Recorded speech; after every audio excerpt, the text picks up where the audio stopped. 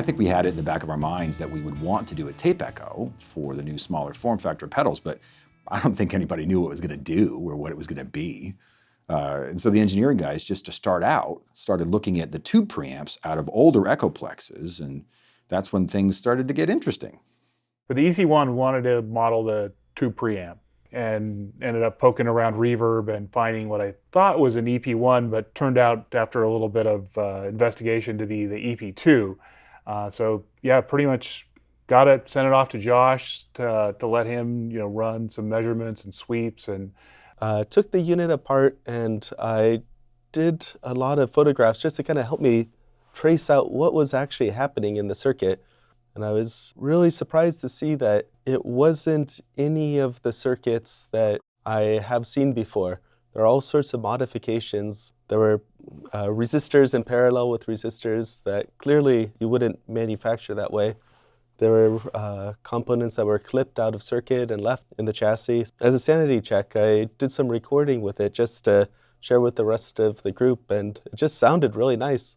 And he posted some clips of it, and I was immediately struck by how clean it sounded. We've seen and heard some Echoplex units that are, very kind of squirrely, and this one, you could tell that it had been really well cared for. We had done the L cap, we bought an EP3, and man, it was just really in bad shape, which was good because it allowed us to know like how bad does it need to get to match what actually exists in the wild. But this one was really pristine. It was an amazing that it was in such good condition, given that it was substantially older than the EP3 that we'd modeled the L cap with 10 years ago or whatever. I was like, oh, this is interesting. It has the last person who serviced this signed it and dated it. So I kind of made a joke to everyone about, oh, look, don't worry, this is in good shape. It was serviced back in the 80s. So I'm looking through all these photos that Josh sent of the inside of the unit and the wires and all the clipped resistors and stuff. And whoever it was that serviced it last time had signed it. And the last name was definitely Diaz, but the first name kind of looked like Brian or something. And I just told Josh, like, dude, if that is Caesar, like as in Caesar Diaz, that is a serious find. When it became clear that that could be Cesar Diaz's signature, and so I went and tracked down other signatures for other pedals, and it was really clearly his signature. Honestly, I don't know if there's a bigger name in all of guitar techdom than Cesar Diaz. I mean, the guy was a master of guitars and amps and effects and worked for the biggest names on planet Earth, like Bob Dylan, Eric Clapton, Stevie Ray Vaughan, G.E. Smith. I mean, some of his designs are still highly sought after to this day. And the modifications that he made to this unit really took it to the next level.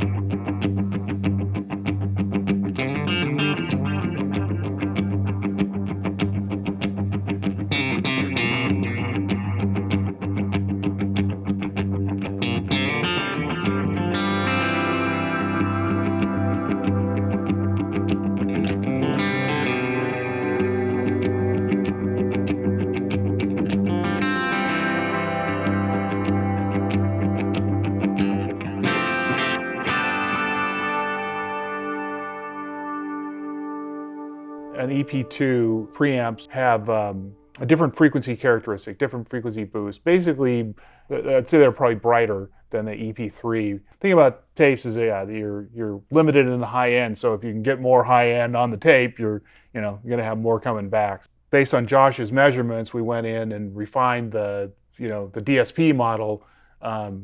Basically, I think my simulation had a lot more gain than the actual unit. So we backed that down, and frequency response was pretty much the same, but the amount of kind of boost or shelf that the actual unit had was quite a bit less. The wow and flutter was pretty minimal. In fact, the cleanest that I'd heard in a machine.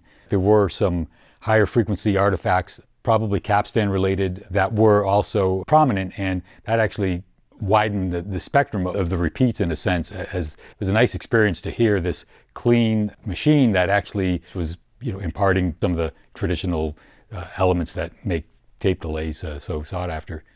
The EC-1 is a true stereo, dual mono, single head tape echo on our new smaller format, and it represents a distillation of everything that we've learned about tape-based delays over the past decade of work and research.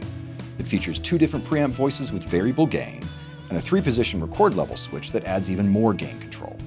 Glitchless tap tempo makes it easy to get in time with the music, and it has all of the other benefits that the other pedals in the platform share. So stereo TRS ins and outs, TRS MIDI, USB-C, and 300 presets.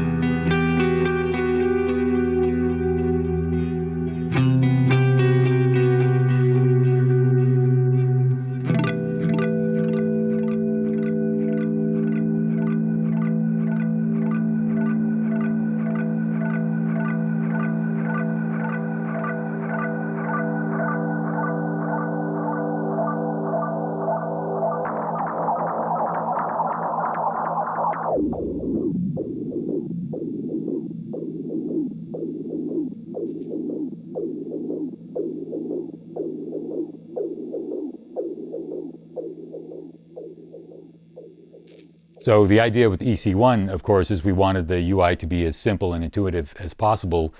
The first half of the mechanics knob is focusing on the more traditional wow and flutter, lower frequency pitch modulations. And then at noon, it transitions to those higher frequency kind of flutter artifacts, like the capstan induced artifacts with reduced wow and flutter. And that's what really captures that particular unit, somewhere between 12:30 or 1 o'clock on that knob. I think is a very nice reproduction of that unit. And then from there, brings in more wow and flutter and more of that high frequency tape disturbance.